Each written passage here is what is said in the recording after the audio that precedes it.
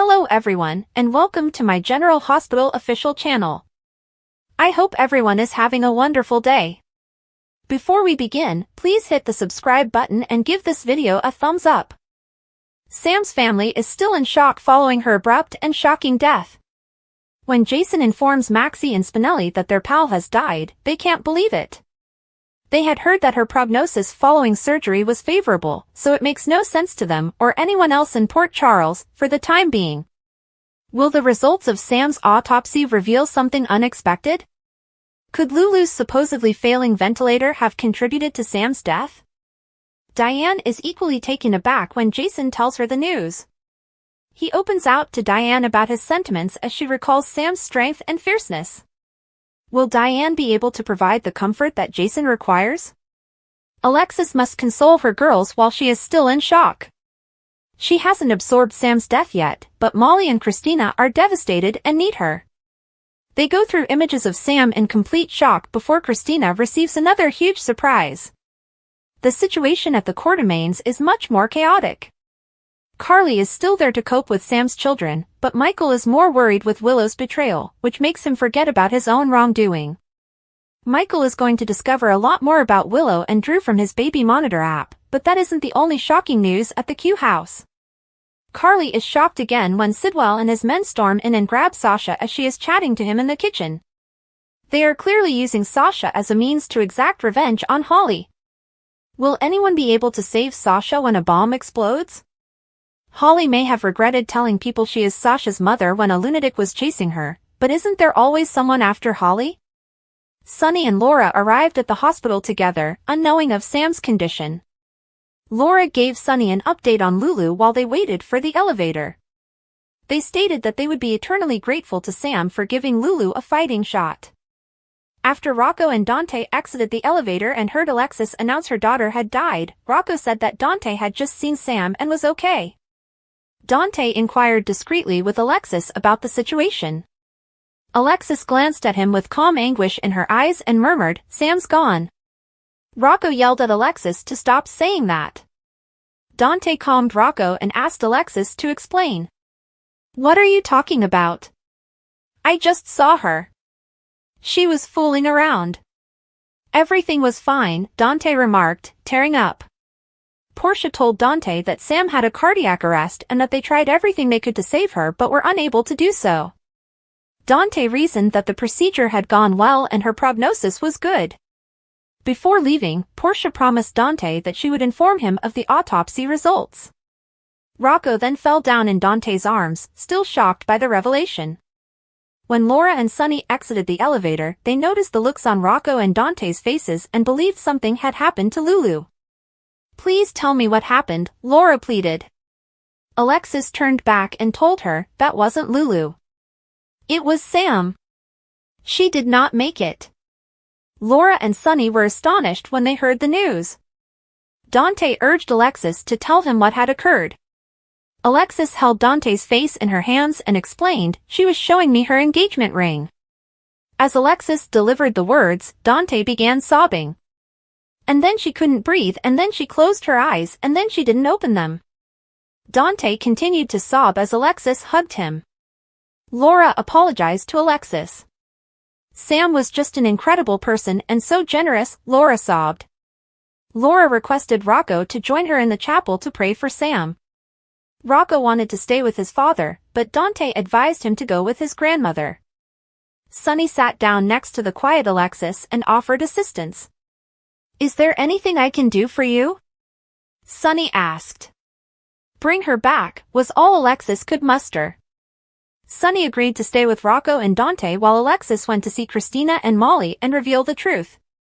"Thank you for loving my daughter," Alexis said before leaving, causing Dante to sob even more. Sunny wrapped his arm around Dante and asked if he needed anything. "I think I need to go see Sam," Dante remarked. Dante entered Sam's dark room and discovered her cold, lifeless body on the bed. Dante could hardly look at her before stooping down and kissing her on the lips. He then sat next her, his head buried in her lap, crying. "I'm very sorry. You look like you're sleeping. As if you are going to wake up. But it won't happen. I apologize, Sam. You were incredibly lovely. I don't think you recognized how stunning you are. Maybe I should have told you more, Dante remarked. Dante thanked Sam for saving his life and starting a family with him. I just don't know how I'm going to do this without you, Dante sobbed, kissing Sam's lips again. After saying farewell to Sam, Dante sat down with Sunny again and told him it didn't feel real. Dante argued that Sam's death was his responsibility. Lulu needed a donor, and Sam was the one who came through for me and Rocco. She did it for us. Now she's dead, Dante said. Sunny told Dante that Sam chose to be Lulu's donor due of her inner qualities, not merely for Dante and Rocco. She knew there was a chance a life could be saved and she was all in, Sunny told me.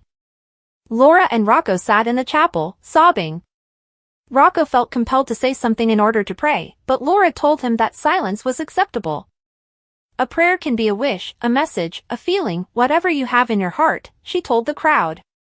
Rocco was relieved his prayers for his mother had been answered. But I never wanted Sam to die to make that happen, Rocco claimed. Rocco told Laura that he believed he was a nasty person. I was always envious that Danny and Scout had their mother. That she could hug them, talk to them, and assist them with their homework. Laura said that her grandson's feelings were understandable. Jason met Carly outside Bobby's after asking her to meet him there. When Carly questioned what was wrong, Jason frankly told her that Sam had died while his eyes continued to water. Carly was obviously perplexed, saying, "What are you talking about?" Carly was certain it had to be a mistake, but Jason stated that he had seen her after she died. Jason informed Carly that Sam had suffered a heart attack, which confused Carly even more because Sam had been in wonderful health. Jason informed Carly that he needed her aid with Danny and Scout. Danny planned to return to Bobby's with Scout after trick-or-treating. Jason wasn't sure how to inform them about their mother. How does this happen? How are we standing here, trying to figure out how to notify Sam's loved ones that she has died? Carly asked. Later, Jason sat alone on a bench while Danny and Scout arrived. Scout apologized for not waiting for Jason to trick or treat. "Can we visit Mommy now?" Scout asked. Jason sat Scout and Danny down and began telling them about Sam. "Something really sad and unexpected happened," Jason said. Danny could sense immediately that something was amiss with his mother. "There is no easy way to express this. But your mother died in the hospital a little while ago." Scout sat still as Danny gasped, "Mom's dead?" Danny knew that was why Jason had sent them to Bobby's. Jason informed them that Sam's heart had stopped. Danny asked Jason why, but he had no explanation. Scout eventually spoke. "But Mom cannot die. The part they removed was meant to grow back. She's saving Rocco's mother. She is a hero." Jason reassured Scout that Sam was a hero. According to General Hospital spoilers, life in Port Charles has been hectic. Sasha Corbin recently discovered that her father, whom she thought had died, is none other than Robert Scorpio, which means her current love interest, Cody Bell, is her cousin. Yikes and disgusting, correct? Things in soap operas change regularly, so what if she discovers that Robert is not her father?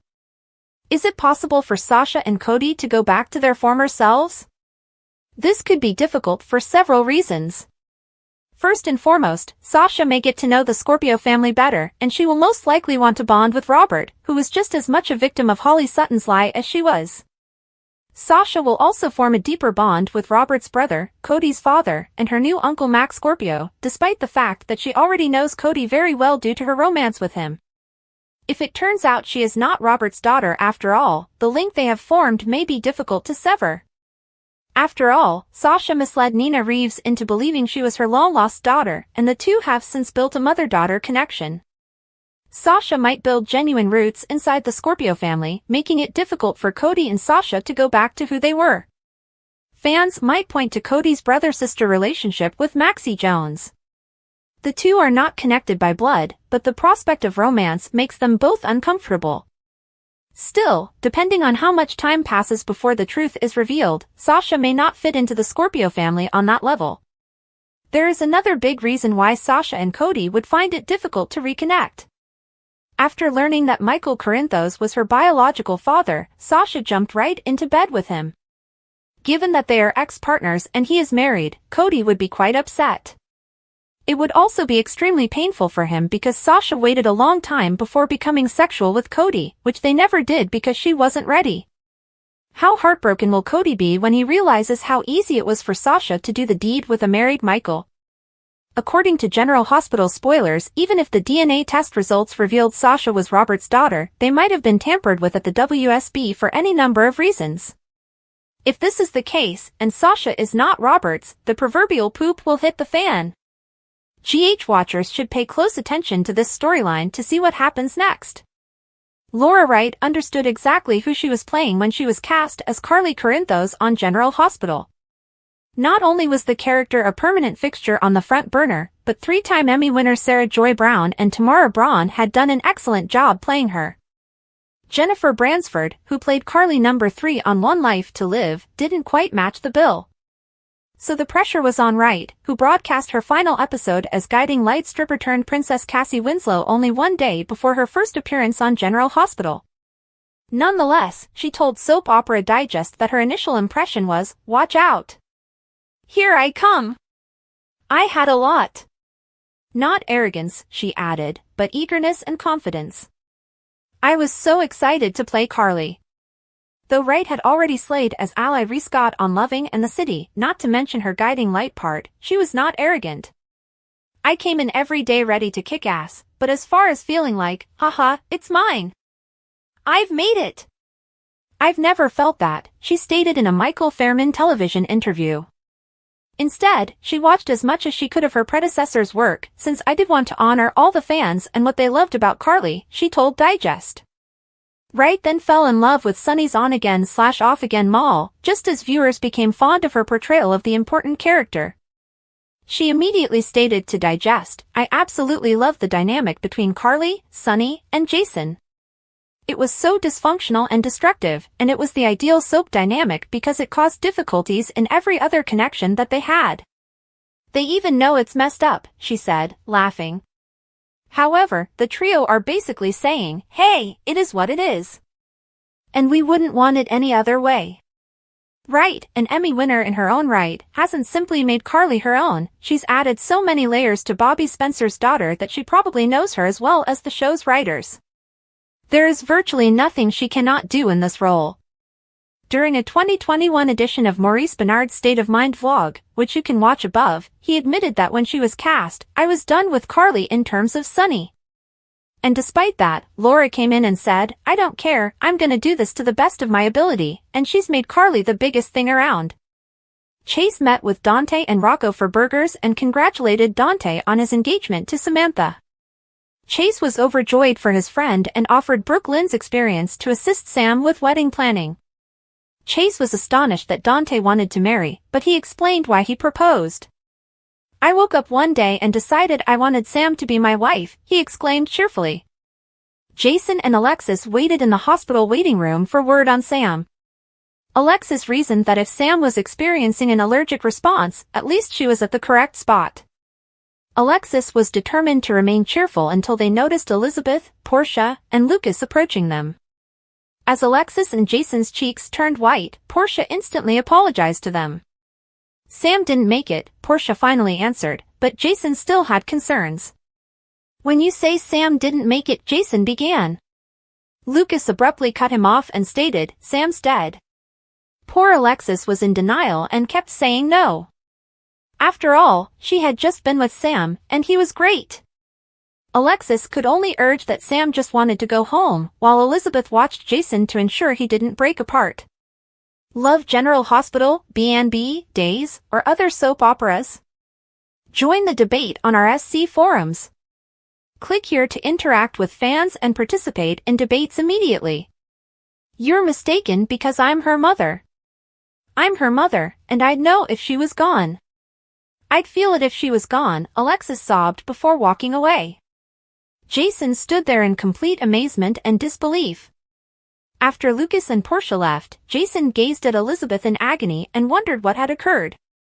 Elizabeth revealed that Sam had a heart arrest, but they had no idea what caused it.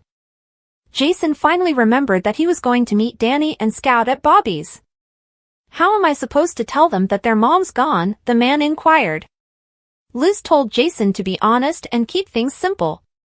She informed Jason that it was fine if he didn't know all the answers to their queries. Alexis walked into Sam's room and discovered her lifeless body on the bed. She kissed Sam and realized she was cold. When Portia came, Alexis urged the doctor to bring Sam a blanket because she had recently had surgery. Portia went to get a blanket while Alexis wandered around the room, trying to reason with herself. When Portia brought the blanket, Alexis begged to speak with her daughter. Portia left Alexis alone as she placed the blanket over Sam and slid into bed with her. She placed her body over her freezing kid and said, "That's all you need." There. Alexis told Sam about the day she was born. "You were born with a lot of hair. And the other newborns didn't have any, but you had gorgeous hair," she explained. "I didn't have you for long, but I could look into your big, brown, soulful eyes and think." Thanks for watching. If you like this video, so please don't forget to subscribe my channel and don't miss any update.